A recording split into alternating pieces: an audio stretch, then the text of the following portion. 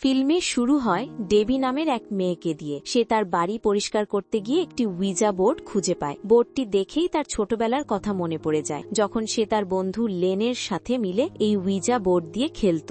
ছোটবেলায় ডেবি লেনকে বলেছিল যে এই উইজা বোর্ডের মাধ্যমে আত্মাদের সঙ্গে যোগাযোগ করা যায়, আর এই খেলাটা শেষ করার সময় সব সময় গুড বাই বলা খুব জরুরি। এখন সে বোর্ডটা দেখছিল, ঠিক তখনই লেনের ফোন আসে। লেনের সাথে দেখা করতে যাওয়ার আগে ডেবি সেই উইজা বোর্ডটা পুড়িয়ে ফেলে এবং বাইরে বেরিয়ে আসে। আসলে লেন তার জন্য অপেক্ষা করছিল, যাতে তারা একসাথে ফুটবল ম্যাচ দেখতে যেতে পারে, কিন্তু গ্যাবি মানে ডেবি তাকে না করে দেয়, এই বলে যে তার বাবা মা বাড়িতে নেই আর কিছুক্ষণ পরেই তারা ফিরে আসবে, তাই আজ সে তার সাথে যেতে পারবে না। লেন তার কথা মেনে নেয়, ডেবি তাকে গুড বাই বলে এবং আবার বাড়ির ভেতরে চলে আসে। এটা ছিল তার ডিনারের সময়। সে একা আরাম করে ডিনার করছিল। হঠাৎ করে তার বাড়ির পিছনের দরজাটা খুলে যায়। সে খুব বেশি ভয় পায় না, গিয়ে দেখে সেখানে কেউ নেই। সে দরজাটা বন্ধ করে, কিছুটা কনফিউজ হয়ে যায়। তারপর যখন পিছনে ফিরে আসে, দেখে চুলা বা স্টোভ নিজে নিজেই জ্বলছে, অথচ সে যাওয়ার আগে সবকিছুই বন্ধ ছিল। ডেবি তখন চুলাটা বন্ধ করে। হঠাৎই ওপরের দিক থেকে কোনো আওয়াজ শুনতে পায়। সে তখন নিজের রুমে যায়। সেখানে গিয়ে দেখে তার বিছানার ওপর ঠিকঠাক অবস্থায় সেই উইজা বোর্ডটা রাখা আছে, যেটা সে আগেই পুড়িয়ে ফেলেছিল। হাঁটার সময় তার পায়ে বোর্ডের প্লানচেটটা লাগে। সে সেটা তুলে নিয়ে কাছ থেকে দেখে। তখন দেখা যায় তার চোখ একেবারে সাদা হয়ে গেছে। এর মানে তাকে কোনো অশরীরী শক্তি ভর করেছে, আর সে আর স্বাভাবিক নেই, সে আর মানুষ ছিল না। এখন ডেবি তার রুমে লাগানো ফেয়ারি লাইটগুলো খুলে নিয়ে নিজের গলার চারপাশে জড়িয়ে ফেলে।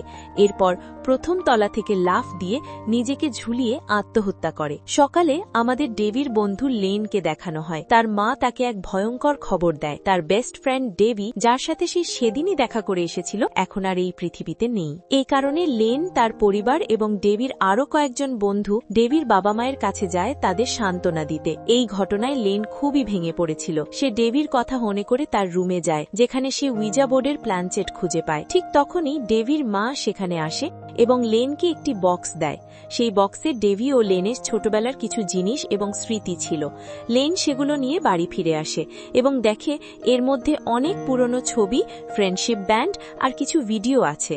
এসব দেখে লেন সারা রাত ডেভিকে মনে করে কাটায়। পরের দিন স্কুলে গিয়ে সে তার বন্ধুদের বলে, ডেভি মারা যাওয়ার পরও তার মনে হচ্ছে যেন ডেভি মারা যায়নি, সে আশেপাশেই কোথাও আছে। তার মনে হয় ডেভি যেন তাকে কিছু বলতে চাইছে। লেন ডেভির সাথে কথা বলতে চায়, আর সেই জন্য তাদের কাছে একটাই উপায় ছিল, উইজা বোর্ড। এরপর লেন তার বোন সারা এবং বন্ধুদের নিয়ে উইজা বোর্ড ব্যবহার করার সিদ্ধান্ত নেয়, যাতে তারা ডেভির সাথে যোগাযোগ করতে পারে। তারা ঠিক করে এই খেলাটা ডেভির বাড়িতেই খেলবে, কারণ সেখানে ডেভির উপস্থিতি থাকার সম্ভাবনা বেশি। এরপর লেন ডেভির রুম থেকে উইজা বোর্ড আর প্ল্যানচেট নিয়ে আসে। তারপর তারা সবাই মিলে খেলাটা শুরু করে। তারা সবাই প্ল্যানচেটের উপর তাদের আঙ্গুল রাখে। প্রথমেই তারা প্রশ্ন করে, আমাদের ছাড়া যদি এখানে আর কেউ থাকে, তাহলে সে যেন তার উপস্থিতির অনুভূতি দেয়। শুরুতে কিছুই হয় না, কিন্তু কয়েক মিনিট পর হঠাৎ করে প্ল্যানচেট ইয়েস এর দিকে চড়ে যায়। এর মানে সেখানে সত্যিই কেউ ছিল। এরপর প্ল্যানচেট নড়তে নড়তে হাই ফ্রেন্ডস লেখে, অর্থাৎ যেই থাকুক না কেন সে তাদেরকে হাই ফ্রেন্ডস বলছে। এখন তারা জিজ্ঞেস করে, তুমি কে? প্ল্যানচেট ডি এর দিকে চলে যায়। এতে তাদের মনে হয় এটা ডেভি। তারা ডেভিকে তাদের মনের কথা বলতে শুরু করে, যে তারা তাকে খুব মিস করে। এরপর তারা গুড বাই বলে খেলা শেষ করে এবং প্ল্যানচেটও আবার গুড বাই এর দিকে যায়, যেন সেই আত্মাটাও তাদের বিদায় জানাচ্ছে। গুড বাইতে আসার সাথে সাথেই হঠাৎ করে পুরো বাড়ির লাইট চলে যায়। সবাই ভয় পেয়ে যায়, হঠাৎ করে লাইট গেল কিভাবে। এরপর লেন এবং তার দুই বন্ধু মোবাইলের ফ্ল্যাশ লাইট নিয়ে মেইন সুইচ চেক করতে যায়। এই সময় লেন যখন কিচেনের পাশ দিয়ে যাচ্ছিল, তখন সে দেখে চুলা অর্থাৎ স্টোভ জ্বলছে। সে চুলা বন্ধ করতেই সামনে থাকা পিট হঠাৎ চিৎকার করে ওঠে। তার সামনে একটা আয়না ছিল। সবাই দৌড়ে এসে জিজ্ঞেস করে কি হয়েছে। পিট বলে সে আয়নায় কারোর ছায়া দেখেছে, আর ঠিক তখনই কেউ তাকে পিছন থেকে ধাক্কা দেয়, ফলে তার হাত আয়নায় লেগে কেটে যায়। এই ঘটনাগুলো এতটাই ভয়ঙ্কর ছিল যে তারা সঙ্গে সঙ্গে বাড়ি থেকে বের হয়ে নিজেদের বাড়িতে চলে যায়। কিন্তু এর পর থেকে সবার সাথেই অদ্ভুত ঘটনা ঘটতে শুরু করে। যেমন তাদের বন্ধু ট্রেভার যখন কোথাও যাচ্ছিল, হঠাৎ তার সামনে একটা ট্রলি চলে আসে, প্রায় অ্যাক্সিডেন্ট হয়ে যাচ্ছিল।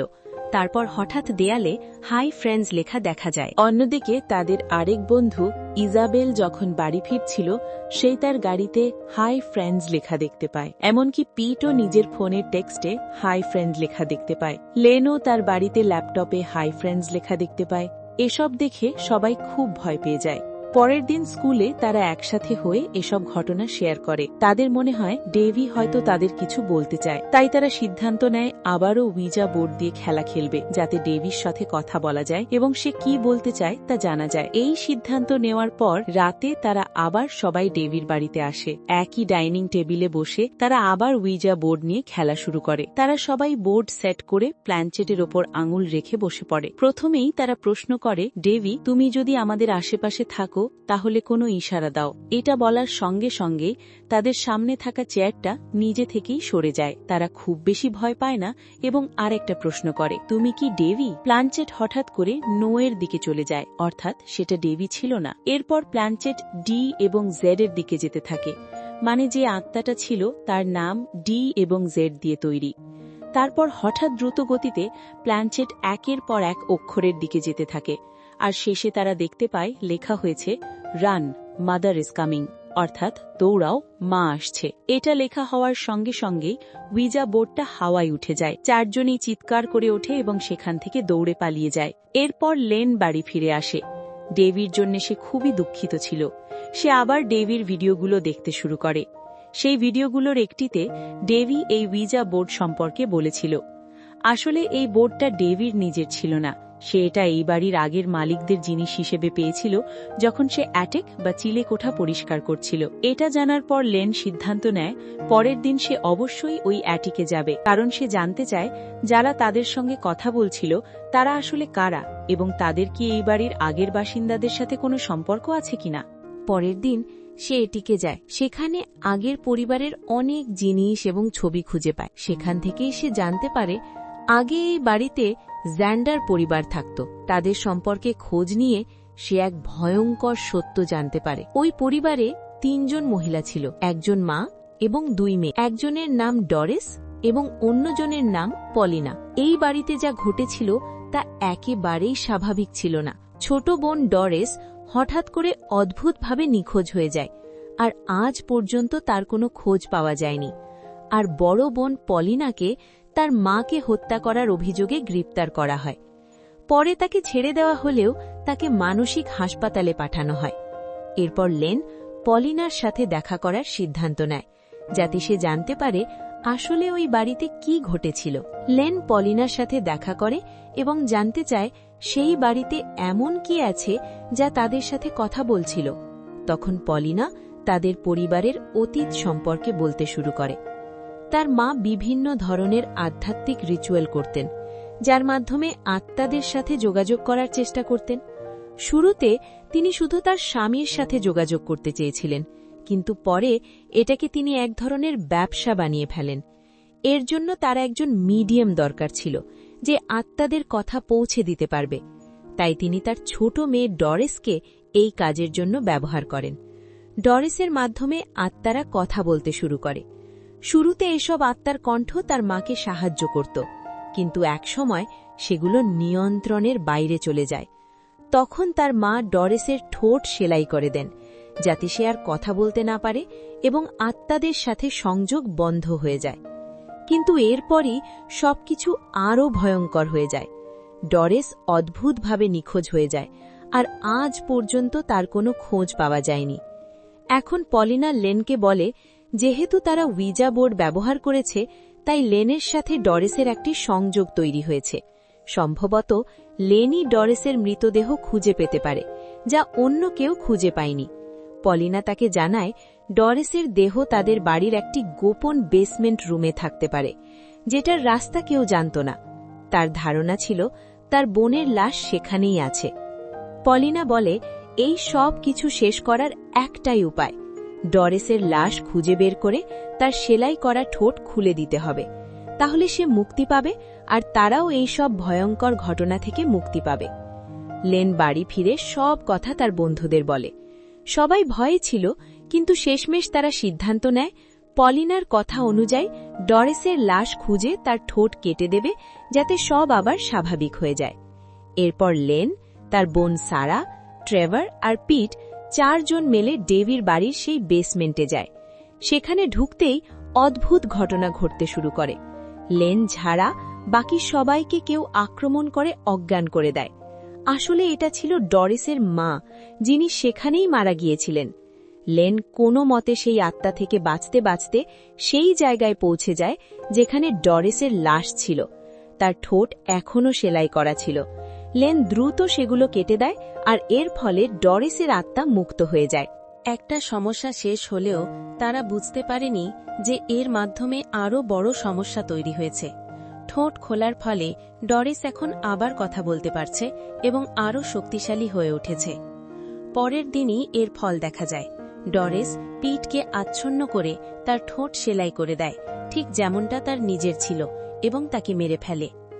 এটা জানার পর লেন আবার পলিনার কাছে যায়, কিন্তু পলিনা পাগলের মতো হেসে বলে সে শুধু নিজের বোনকে মুক্ত করার জন্য তাদের ব্যবহার করেছে। এখন ডরিস মুক্ত, আর সে তাদের সবাইকে মেরে ফেলবে।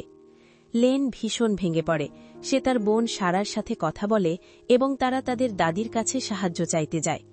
সব শুনে দাদি বলেন উইজা বোর্ড আর ডরিসের দেহ একসাথে পুড়িয়ে ফেললে এই সংযোগ ভেঙে যাবে এবং তারা মুক্তি পাবে। এরপর লেন, সারা ও ট্রেভার আবার ডেভির বাড়ির বেসমেন্টে যায়, কিন্তু সেখানে গিয়ে ডরিস প্রথমেই ট্রেভারকে আচ্ছন্ন করে মেরে ফেলে, যা লেন ও সারা প্রথমে বুঝতেই পারেনি। লেন তখন দ্রুত ফার্নেস চালু করে ডরিসের দেহ আর উইজা বোর্ড একসাথে পুড়িয়ে ফেলার জন্য প্রস্তুত হয়। এদিকে ডরিস সারাকে ধরে সেই গোপন রুমে নিয়ে যাচ্ছিল যেখানে তাকে মেরে ফেলার চেষ্টা করছিল। ঠিক তখন লেন একটি বুদ্ধি করে। সে আবার উইজা বোর্ডের খেলা শুরু করে, কারণ সে জানত এই খেলার মাধ্যমে আত্মাদের আসতেই হবে। তার এই প্ল্যান কাজ করে। ডরিস সেখানে এসে খেলা বন্ধ করতে চায় এবং প্ল্যানচেটকে গুড বাইয়ের দিকে নিয়ে যেতে চেষ্টা করে। লেন প্রাণপণ চেষ্টা করে সে তাকে থামাতে।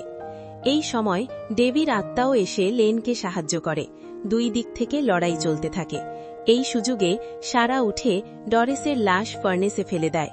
একই সময়ে লেনও উইজা বোর্ড ফার্নেসে ছুঁড়ে ফেলে। খেলা শেষ না করেই যখন দুটো একসাথে পুড়ে যায়, তখন ডরিসের আত্মা এই পৃথিবী থেকে চিরতরে চলে যায়। অবশেষে তারা সফল হয়, যদিও তাদের 3 বন্ধুকে হারানোর কষ্ট রয়ে যায়। পোস্ট ক্রেডিট দৃশ্যে দেখা যায় লেন তার রুমে প্ল্যানচেট খুঁজে পায়। সেটার ভিতর দিয়ে তাকালে তার চোখ একেবারে স্বাভাবিক মানুষের চোখের মতোই দেখা যায়। এর মানে সব অশুভ শক্তি শেষ হয়ে গেছে। এভাবেই সিনেমার গল্প শেষ হয়।